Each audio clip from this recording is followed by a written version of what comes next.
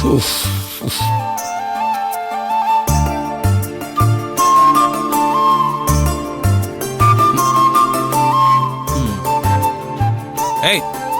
ആരാത്?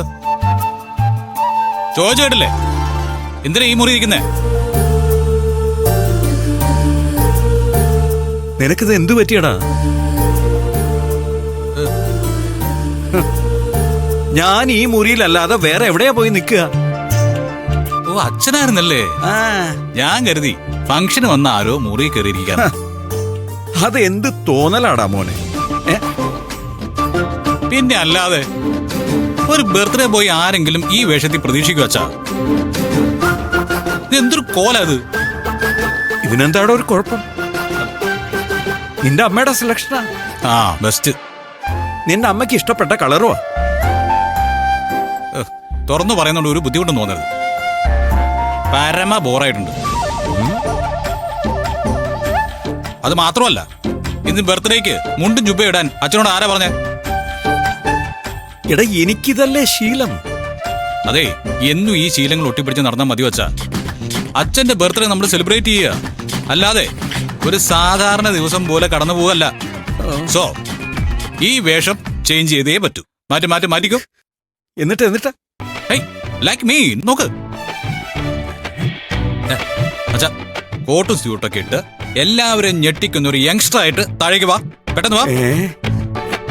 എടാ, എന്നെ കൊണ്ട് അതൊന്നും പറ്റില്ലടാ. അതെ, അച്ഛനെ അങ്ങനെ അല്ലാതെ ഈ മുറിയിൽ നിന്ന് പുറത്തേക്ക് കൊണ്ടുവന്ന പ്രശ്നമില്ല. എടാ, നീ ഒന്ന് ചുമ്മാ ഇടുന്നേടാ. മിസ്റ്റർ രതീന്ദ്രദാസ്, ഈ കാര്യത്തിൽ ഇതല്ലാതെ ഒരു വിട്ടുവീഴ്ചയും താങ്കൾ പ്രതീക്ഷിക്കണ്ട, കേട്ടാ? ഇതേ എന്റെ ഡിസിഷനാ, അത് ഞാൻ നടത്തിയിരിക്കും. അല്ല, ഞാനേ ഈ ഇട്ടിരിക്കുന്ന പോലത്തെ സെയിം ഡ്രസ്സ് അച്ഛനും ഉണ്ടല്ലോ. അതെന്തി അച്ഛൻ അത് ഇതുവരെ ഒരിക്കലും ഇട്ടിട്ടില്ലല്ലോ. അതെവിടെ? ഞാൻ നോക്കട്ടെ. എടാ, എന്റെ കല്യാണ റിസപ്ഷന് ശേഷം ഞാൻ സൂട്ടും കോട്ടും ഇട്ടിട്ടില്ല. ഇന്നിടാലോ. അതെ, കണ്ടോ, എല്ലാം കൃത്യമായിട്ട് ഇതിനകത്തിരിക്കുക. എന്നിട്ടാണ് ഇതിടാൻ മടി അല്ലേ? മാറ്റി അത് ഉരിക്കേ. എടാ, വേണ്ടടാ. നോ കമാൻഡ്സ്, അനുസരണം മാത്രം.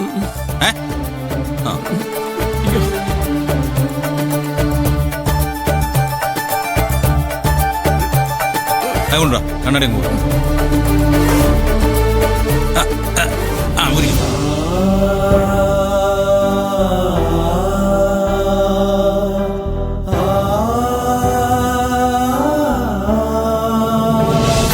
എടാ, ഇതിന്റെയൊക്കെ വല്ല ആവശ്യമുണ്ടോടാ? ആവശ്യമുണ്ട്. ആർക്ക്? നമ്മക്ക്.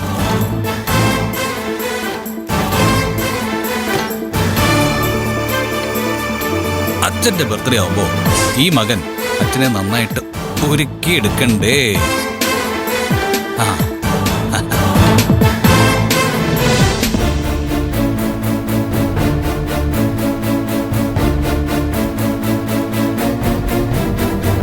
ഇങ്ങോട്ട് തിരിഞ്ഞേ, നോക്കട്ടെ.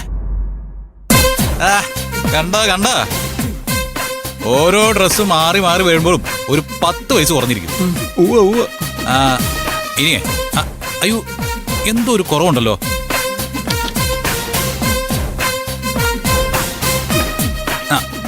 ബെൽറ്റോ? ബെൽറ്റ് കേട്ട്.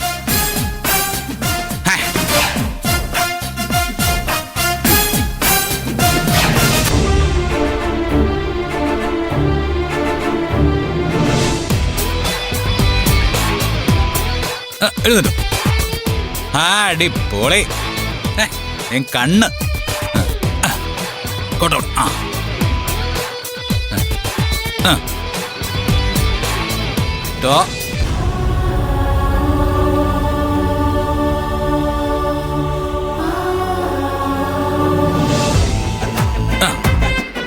Yes, this is mister Ratindradas. ഇപ്പൊ അച്ഛനെ കണ്ടാലേ 58 വയസ്സിന്റെ ബർത്ത്ഡേ ആഘോഷിക്കുന്നത് കള്ളത്തരമാണെന്ന് എല്ലാവരും പറയൂ. ഇതായത് വെച്ചോ. നീ സത്യം പറയാണോടാ? ഓക്കെ. അച്ഛനെ ദേ ആ കണ്ണാടിയിലൊന്ന് പോയി നോക്കി, എന്നിട്ട് സ്വയം ഒന്ന് വിലയിരുത്തും. അപ്പൊ ഞാൻ പറയുന്നത് കള്ളാണോ അല്ലയോ എന്ന് മനസ്സിലാവുമല്ലോ. ചെല്ലേ.